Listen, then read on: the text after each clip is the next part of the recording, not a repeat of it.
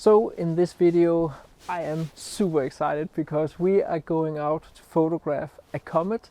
I'm joined by my girlfriend Sophie behind the camera right now, and yeah, I'm really just super excited because I haven't photographed a comet before as a landscape photographer. I remember when I was all small and the comet Hale-Bopp took up like glorious sight of the night sky, and yeah, so I've actually been waiting for this for quite some years. So yeah, we'll just jump in the car and get going.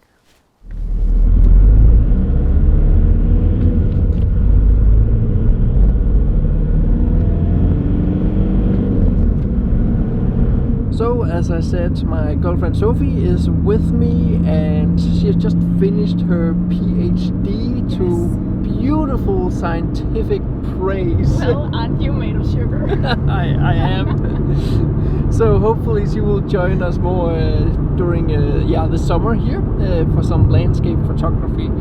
And the main reason why she's with me tonight, besides she also likes photography, is that she needs to be my driver, because I still have a little bit of problems with my back, and I really prefer not to have my back cramped while driving a car. So yeah, I need a driver.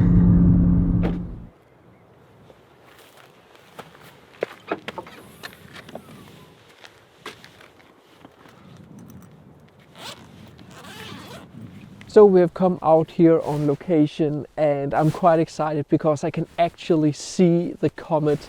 We stopped at another location earlier and I was a little bit skeptical because, as you can see, we actually also have noctilucent clouds here in the background, and the comet has been hiding behind those noctilucent clouds, but they are moving away now, so I can actually see the comet. I have saved this location to a very special event. Well, it could also be like, you know, the Milky Way or sunset or sunrise or whatever, but when I can combine this iconic dolmen with a meteor, it was just a no-brainer. So yeah, I will just start shooting it. So I gotta admit that right now it's a little bit hard.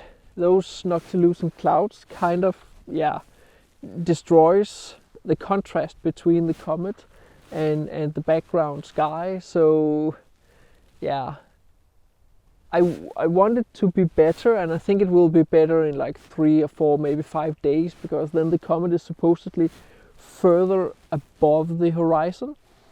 But until then, I'm not sure I'm getting a whole lot from this. I love the composition. The composition is, good. Maybe the dolmen is a little bit too big in the scene. I would prefer to get further back, but the problem is that there's a field behind me and I can't really walk out into that one. But besides that, yeah, I like it.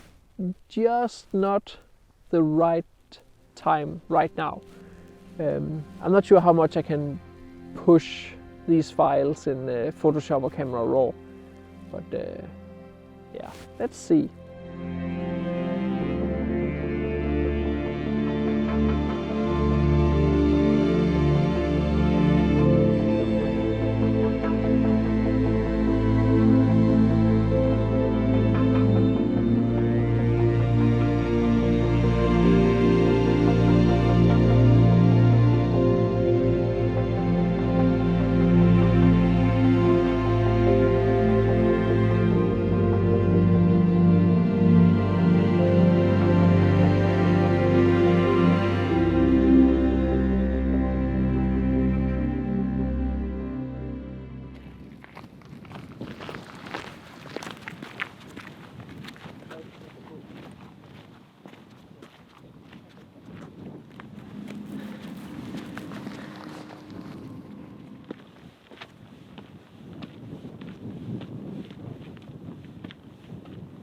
It's the following night and we have come to a new location, so I will try to redo yesterday's locations tomorrow. So for these comet photos, I'm going very much towards the documentarist side of the landscape photography spectrum.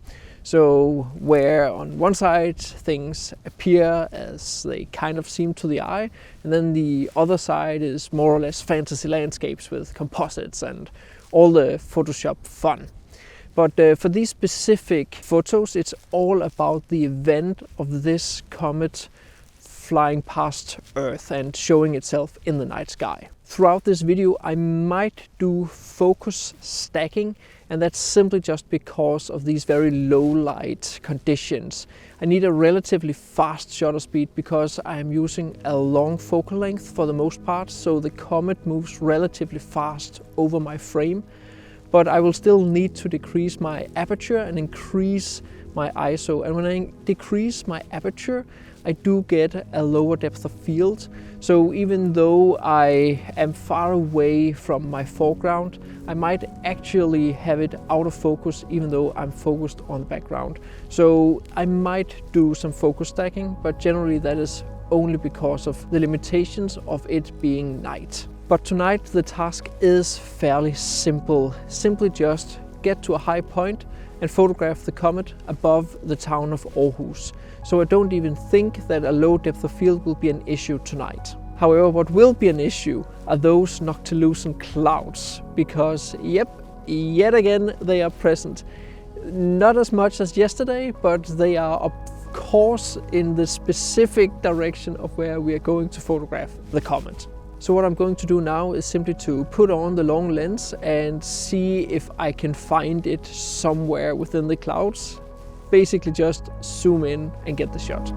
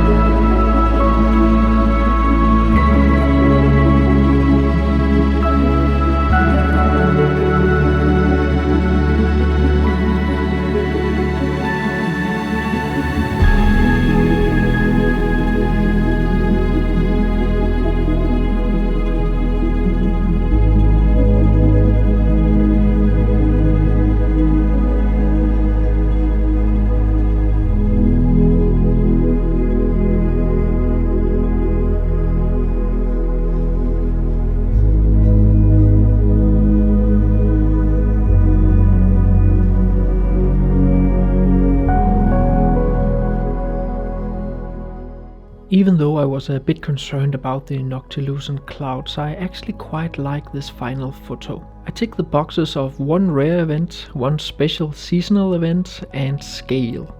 I really like the gradation from the cold to the warm hues, and of course the soft abstract shapes of the clouds, which I find to add an extra dimension to the photo and makes it stand out compared to many other photos I've seen online so far. Technically, the photo is shot with my 100 to 400mm lens, just like the other two photos I've shown, and this one is a stack of 5 exposures to reduce the noise. I further reduced the noise using Denoise AI from Topaz Labs, and yes, right now that's my preferred noise reduction program. My hunt for more photos of the comet will continue, so be sure to subscribe to the channel to follow along. If you want to learn more about composition in landscape photography, I have a couple of easy to understand ebooks for sale via the links in the description. If you enjoyed this video, I'd highly appreciate both a like and a comment, and thanks for watching.